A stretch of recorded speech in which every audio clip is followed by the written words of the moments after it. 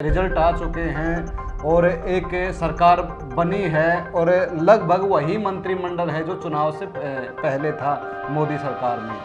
और इसमें जो किसान अपने आप को जिस तरह से 13 महीने तक उन्होंने एक बड़ा आंदोलन लड़ा। सच्चाई की बात यह है कि उनको बहुमत नहीं मिलने जा रहा। ये अर्जित किया हुआ जन आदेश नहीं है बल्कि निर्मित किया हुआ जन आदेश। मंत्री तो वही बन गए लेकिन ये सरकार वही नहीं है। जब देश को तो जात पात और मजहब के नाम पर आप तोड़ रहे हैं, लोगों के बीच में फूट डाल रहे हैं, तो हम उस दिन ये बात कह रहे थे कि ये फैसला भी हो ही जाना चाहिए। टुकड़े टुकड़े का क्या मतलब होता है। नमस्कार, स्वागत है आपका निशाना पर। आज हमारे साथ हैं इंद्रजीत सिंह जी, जो अखिल भारतीय किसान सभा के राष्ट्रीय उपाध्यक्ष हैं और एसकेएम में भी जो संयुक्त किसान मोर्चा बना उसमें भी एक अच्छी खासी भूमिका किसान आंदोलन में निभाई।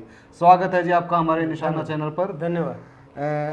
हमने चुनाव से पहले भी कुछ चर्चाएं की थी कि देश में क्या हालात बन सकते हैं और किस तरह की सरकार आ सकती है। अब चूँकि रिजल्ट आ चुके हैं और एक सरकार बनी है और लगभग वही मंत्रिमंडल है जो चुनाव से पहले था मोदी सरकार में। इन सब को आप कैसे देखते हैं? और इसमें जो किसान अपने आप को जिस तरह से 13 महीने तक उन्होंने एक बड़ा आंदोलन लड़ा और एक मुद्दे पर उन्होंने अपने 3 जो कानून थे सरकार की तरफ से जो लादे गए थे उनको वापस करवाया था, तो क्या वही स्थिति बन सकती है? क्योंकि सरकार ये समझेगी कि हम तो जीत के आगे जी। धन्यवाद आपका और दर्शकों का भी। एक बात तो ये है कि जो इससे चुनाव से पहले अपनी बातचीत हुई थी उसमें मैंने ये कहा था कि ये जो 400 पार और 370 वगैरह की बातें कर रहे हैं ये एक मनोवैज्ञानिक प्रभाव डालने के लिए है।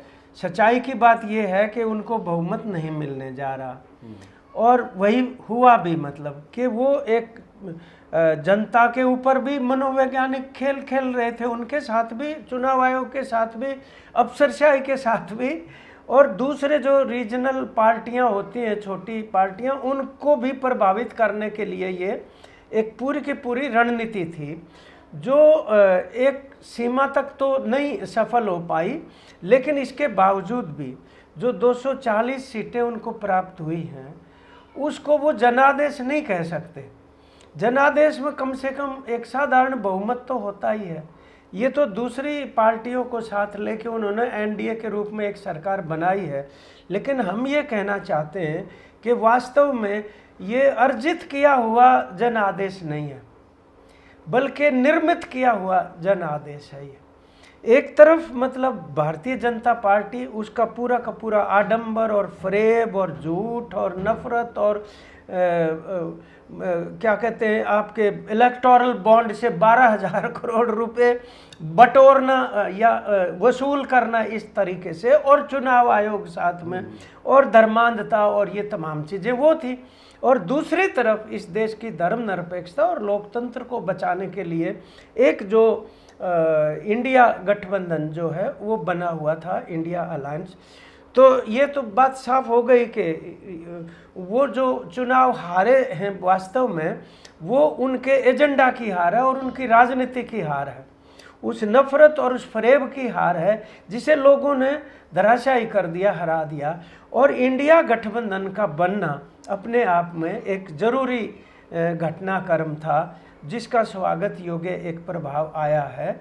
तो आज ये इस प्रकार की एक स्थिति है जो आप कह रहे हो कि वही मंत्री बन गए दोबारा से। ये बात ठीक है, मंत्री तो वही बन गए लेकिन ये सरकार वही नहीं है। ये जरूर इसके अंदर एक ऐसा पक्ष है जिसको रेखांकित करने की ज़रूरत है कि इस सरकार के ऊपर एक जनता ने अंकुश थोप दिया है। वो मन मर्जी से अब कुछ भी नहीं कर सकते हैं और ये खुद प्रधानमंत्री मोदी की भी अपने आप में एक हार है। आज तक का कोई भी प्रधानमंत्री इतने कम मतों के अंतर से एमपी नहीं बना जो वाराणसी में ये बने। और जिस तरह से इनको रिजेक्ट किया गया, खुद अयोध्या के अंदर जहां इन्होंने इतना बड़ा एक आडंबर खड़ा किया था प्राण प्रतिष्ठा के नाम से, और हर जगह पोलिंग बूथों पे लगा रहे थे कि जो राम को लाए हैं हम उन्हें लाएंगे, तो अयोध्या की जनता ने भी ये जवाब दे दिया उनको कि अगर हमारी धार्मिक भावना और आस्थाओं के साथ अगर कोई खिलवाड़ करेगा तो उसको भी हम एक माकूल जवाब दे सकते हैं।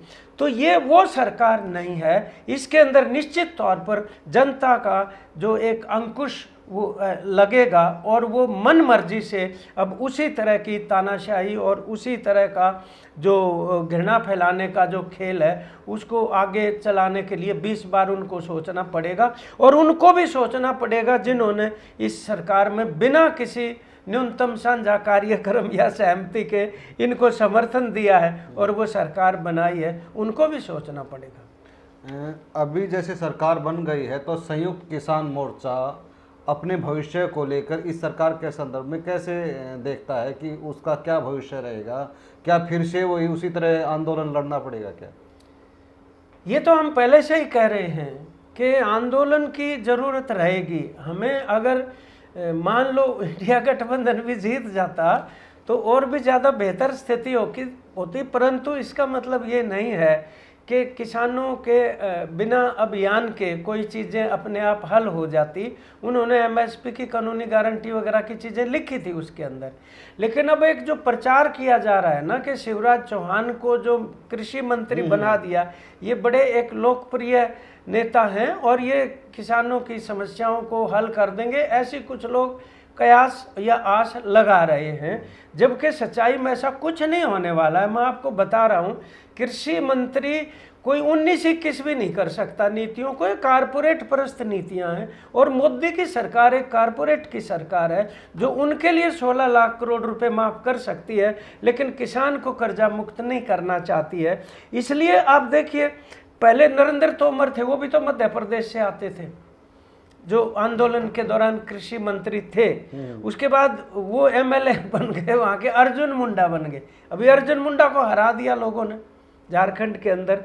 और ये हमें नहीं भूलना चाहिए, शिवराज चौहान उस समय पे मंदसौर के अंदर किसान आंदोलन था जो अपनी फसल के जायज़ दामों के लिए उनके ऊपर पुलिस फायरिंग हुई थी, तब ये मुख्यमंत्री थे।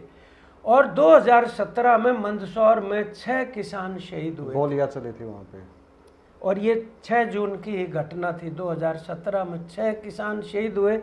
उनका खलनायक है बंदा, मतलब तो ये इस तरह का कोई आशा की बात पालने की ज़रूरत नहीं है जहाँ तक हमें लगता। ओवरऑल चुनाव में देखें तो मध्य प्रदेश में पूरी की पूरी सीटें बीजेपी की आई हैं और वहाँ पर आप बता रहे कि 2017 में किस तरह से किसानों पर गोलियां भी चली। किसान आंदोलन मतलब अगर उसका प्रभाव देखने लगे तो जहाँ जहाँ भी मान लो राजस्थान है, हरियाणा है, पंजाब है, उत्तर प्रदेश है, महाराष्ट्र है, वहाँ स्पष्ट तौर पर किसान आंदोलन का प्रभाव नज़र आ रहा है कि उन्होंने अच्छा खासा झटका दिया है। ये जो किसान की मजदूर की जो हालत बना रहे थे उसका झटका मारा है उनको। लेकिन मध्य प्रदेश की एक ऐसी स्थिति है, वहाँ कोई विपक्षी दल जब तक एक मजबूत स्थिति में ना हो तो अकेला कोई दूसरा कारक तो उस चीज वहाँ पर कांग्रेस के जो कमलनाथ थे उन्होंने ही खुल के प्रचार नहीं किया, वो भी तो पता नहीं किस दबाव में पिछले दिनों खुद ही वो जिस तरह ढुलमुल हुए पड़े थे, तो मतलब वो कहाँ मुकाबला। सुनने में आया था कि बीजेपी ज्वाइन करने वाले हैं। नहीं, घाघ लोग हैं ये, मतलब ऐसे थोड़ी काबू में आ सकते हैं। अभी काफ़ी चैनल्स पर जो यूट्यूब्स के चैनल खासकर और लोग उनको काफ़ी देखते हैं, उन पे कयास लगाए जा रहे हैं कि जिस तरह से चाह रहे थे कि नीतीश कुमार को फला मंत्रालय मिलेगा या नायडू को ये मिलेगा, वो उनको नहीं मिले, तो आपको क्या लगता है कि सरकार कितनी चल पाएगी? क्योंकि सभी मुख्य मंत्रालय मोदी ने अपने पास रखे। नहीं, वो तो सही है, लेकिन जो लोग भी इनका समर्थन कर रहे हैं, और अभी खड़गे ने भी ये बात कही कि हम सरकार नहीं गिराएंगे, लेकिन सरकार अपने बोझ से खुद ही गिर जाएगी। नहीं, मतलब सरकार का बोझ क्या है? बेसिकली अगर बुनियादी तौर पर देखा जाए, सरकार का बोझ है सरकार का किसी भी प्रकार की स्पष्टता ना होना जनता के एजेंडा के प्रति। और लोगों की समस्याओं के प्रति वो बिल्कुल। और ये जो लोग समर्थन दे रहे हैं इनका और इनका मोदी के साथ मिला के, और उधर से जनता का, इनके बीच में अंतर विरोध है बुनियादी तौर पर। तो वो अंतर विरोध है बोझ, अगर देखा जाए तो। अगर वो उससे टस से मस नहीं होंगे तो निश्चित तौर पर आंदोलन उठेंगे।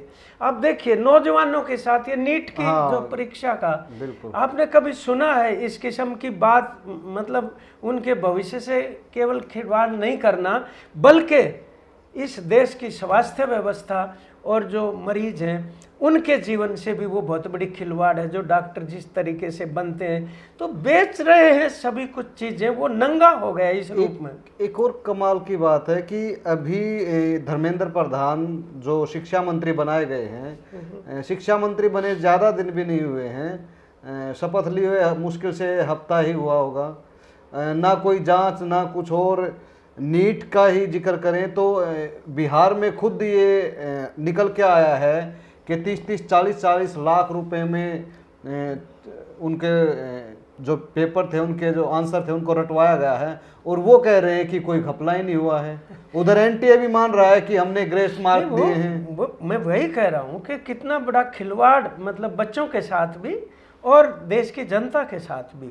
लेकिन जो धर्मेंद्र प्रधान आप बात करें, मतलब नई शिक्षा नीति इन्होंने ही थोपी थी, जबकि राज्यों का विषय है शिक्षा, तो जबरदस्ती थोपी गई थी। और विद्यार्थियों की और ये मांग है कि उसको वापस किया जाए। अब ये सवाल आएगा, वो भी आंदोलन निश्चित तौर पर उठेंगे। तो मिनिस्टर तो जो हैं वो हैं ही, मतलब, लेकिन मजदूरों के भी इसके अंदर सवाल हैं। वो तमाम चीज़ें, महंगाई का, बेरोजगारी का, अग्निवीर का कितना बड़ा सवाल है, अब तक वो क्यों नहीं कर रहे? मतलब तो अगर ये पहले कह रहे थे कि हम इस पे बात करेंगे, तो क्या बात की देश को तो नहीं पता ना। तो सभी कुछ जो है वो टेबल के नीचे ही छिपाए बैठे हैं अभी तक। तो सरकार अपने आप में उसकी एक संदिग्धता है, इसलिए कहा जा रहा है कि एक अनिश्चित चलेगी कि नहीं चलेगी। मतलब अब ये बहुत सारी चीज़ें जो है ना, कॉरपोरेट सेक्टर भी तय करता है चलनी है नहीं चलनी है। और कई बार ये होता है जब उसकी पेश नहीं चलती। अब एक बात बताओ, ये बड़ा इस बार तो बहुत हास्यास्पद ढंग से आ गया। प्रधानमंत्री मोदी ने ये कहा कि अडानी अंबानी के काले धन के टेम्पू भरे हुए जो है वो राहुल गांधी को दिए गए हैं, वो जवाब दें। और वही अडानी अंबानी प्रधानमंत्री के शपथ ग्रहण समारोह में बहुत ही सम्मानित अतिथि के तौर पर मौजूद थे, जो जिनके काले धन के टेम्पो की बात की जा रही थी। मतलब तो ये खोखलापन जो है वो जनता के सामने भी स्पष्ट हो रहा है। तो सरकार ऐसे झूठ बोल के, फरेब करके, जालसाजी करके आप देश के अंदर अब कितने लोग अंदर पड़े हैं, पढ़े लिखे हैं, विद्वान हैं, लेखक हैं, सामाजिक कार्यकर्ता हैं, एक्टिविस्ट हैं, पॉलिटिकल लीडर्स हैं, 2 चीफ मिनिस्टर भी हैं। मतलब आप उन लोगों के ऊपर इस तरीके के आरोप लगा के वो देश तोड़ रहे थे। मतलब जब देश को तो जात पात और मजहब के नाम पर आप तोड़ रहे हैं, लोगों के बीच में फूट डाल रहे हैं, तो हम उस दिन ये बात कह रहे थे कि ये फैसला भी हो ही जाना चाहिए। टुकड़े टुकड़े का क्या मतलब होता है? टुकड़े टुकड़े किसको कहा जाना चाहिए? जो मजहब के नाम पर, धर्मांधता के नाम पर नफरत फैलाकर अगर आपस में विभाजित करते हैं अलग अलग समुदायों को, यही होता होगा टुकड़े टुकड़े। देश जनता ही होती है।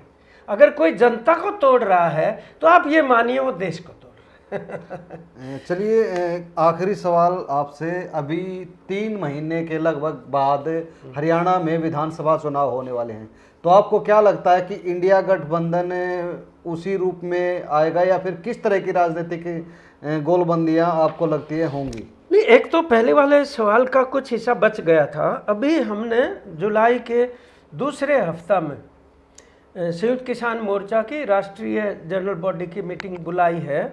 उसके अंदर आने वाले जो किसान आंदोलन की रूपरेखा तय की जाएगी। तो एक तो वो पक्ष है। दूसरा है हरियाणा के संदर्भ में, क्योंकि विधानसभा के चुनाव निर्धारित हैं, ऊपर से देखने में ये लग रहा है कि 90 में से 46 सीटों पे इंडिया गठबंधन लीड कर रहा है और 44 पे बीजेपी कर रही है। बीजेपी की जो अब सरकार है नायब सिंह सैनी की, वो सरकार अल्पमत में है और जुगाड़ की कोशिशें कर रहे हैं, तोड़ फोड़ करके इधर से उधर इधर से उधर।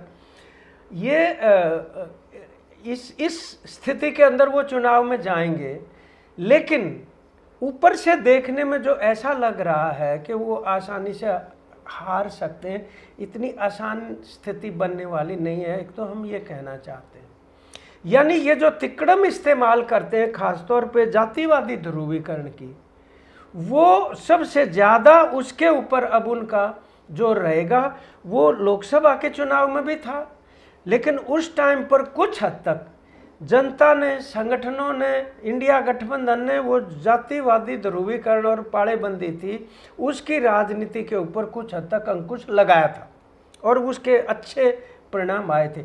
अब और भी ज़्यादा ढंग के साथ आगे बढ़ना पड़ेगा।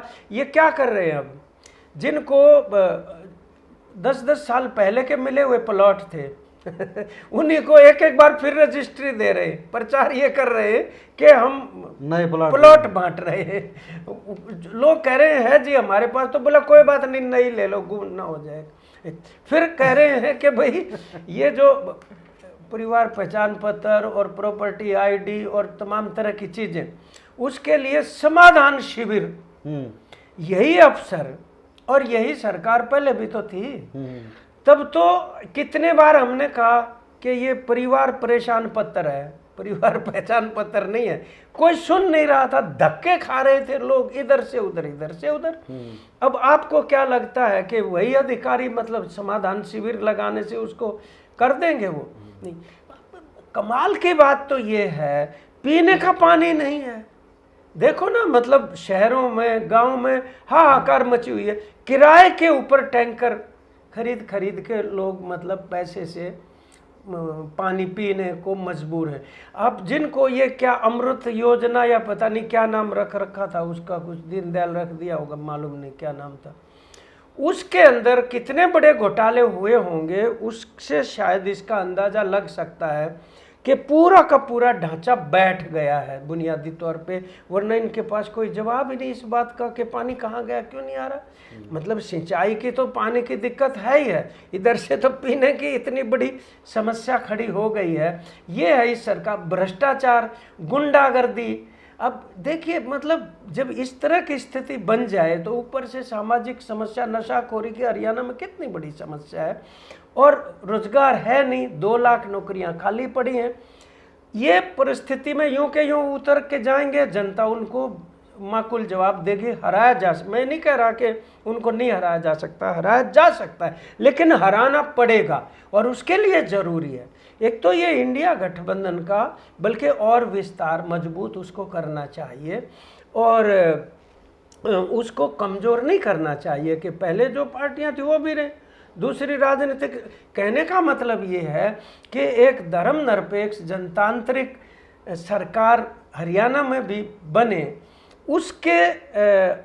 उसके बराबर के एक राजनीतिक गठबंधन उभारने की ज़रूरत है। और ये जिम्मेदारी मुख्य विपक्षी पार्टी कांग्रेस है, तो उनकी बनती है कि वो तमाम इन ताकतों को इकट्ठा करें और एक पॉजिटिव एजेंडा लोगों के सामने रखें, रोजगार का भी और खाद्य सुरक्षा का भी और कृषि का। खासतौर पे आप देखेंगे कि ये मुआवजे के सवाल के ऊपर, न्यूनतम समर्थन मूल्य के सवाल के ऊपर राज्य सरकार की तरफ से कोई पहलकदमी इस तरीके की नहीं है, तो उनको वो एजेंडा सेट करना चाहिए और सामाजिक न्याय के एजेंडे के साथ इन सांप्रदायिक ताकतों को हराया जाए, तो उसको मतलब मुझे लग रहा है कि उसको पराजित किया जा सकता है। और ये ज़रूरी है हरियाणा प्रदेश के लिए इस असेंबली के चुनाव में इनको सत्ता से बाहर करना। नहीं, अगर पिछले अनुभव को देखा जाए तो क्या आपको लगता है कि कांग्रेस के यहाँ पर मुख्य विपक्षी अगर नेता कहे तो 2 बार के चीफ मिनिस्टर भूपेंद्र सिंह हुड्डा है, उन्होंने तो अपनी ही पार्टी में भी जिस तरह से उनके दल बदलू रहे, अपनी ही पार्टी का एक तरह से उन्होंने लाभ मतलब नहीं पहुंचाया, अपने मतलब अपने आप को ज़्यादा ऊपर रखा, तो क्या वो चाहेंगे कि दूसरी पार्टियों को साथ लेकर? नहीं, बात ये है, जनता की अपेक्षा ये है कि भाई ऐसा करना चाहिए और प्रदेश के हित में होगा कि एक इस तरह का परिवर्तन यहाँ पर हो। अब गुटबंदी और इधर उधर की, तो अब बीजेपी के अंदर 10 में से 6 उम्मीदवार कांग्रेस के थे, तो ये अदला बदली, दल बदली, ये प्रॉब्लम बहुत बड़ी हरियाणा के समाज की है, राजनीति की। इसको भी जनता को आगे आना पड़ेगा, इसको किस तरीके से सुधार किया जाए। यहाँ पे मतलब अच्छी साफ सुथरी और सिद्धांतों की और जनपक्षीय राजनीति आगे उभारने के लिए यहाँ पर सामाजिक स्तर पे बहुत कुछ करने की ज़रूरत है। ये जो पितरी सत्ता है, जात पात है, इस तरह का मतलब पिछड़ापन, एक सांस्कृतिक जो हम लेके पीछे से आए हैं, उसकी निहायत बड़ी ज़रूरत है, तभी राजनीति के अंदर भी एक सफाई होगी। लेकिन आज के दौर फौरी तौर के ऊपर जो वामपंथी दलों को भी, जिन्होंने बहुत बड़ी भूमिका अदा की है पिछले चुनाव के अंदर, उनको भी साथ लेना जरूरी है और पहले वाले को भी बनाए रखा जाना चाहिए। जो भी मतलब सांप्रदायिकता के खिलाफ की जो ताकतें, उनको लामबंद करना ये कांग्रेस पार्टी की जिम्मेदारी बनती है, ऐसा लोग समझते हैं, उनकी ये अपेक्षा है, तो ये जिम्मेदारी उनके कंधों के ऊपर है। तो आज जिस तरह की चर्चा उभर के आई है, उससे केंद्र में सरकार रहेगी या नहीं रहेगी ये तो भविष्य के गर्भ में है, और हरियाणा में गठबंधन, इंडिया गठबंधन फिर से बनेगा या नहीं बनेगा ये भी भविष्य के गर्भ में है। आगे जिस तरह की परिस्थितियां होंगी हम आपके सामने लेकर आते रहेंगे। धन्यवाद।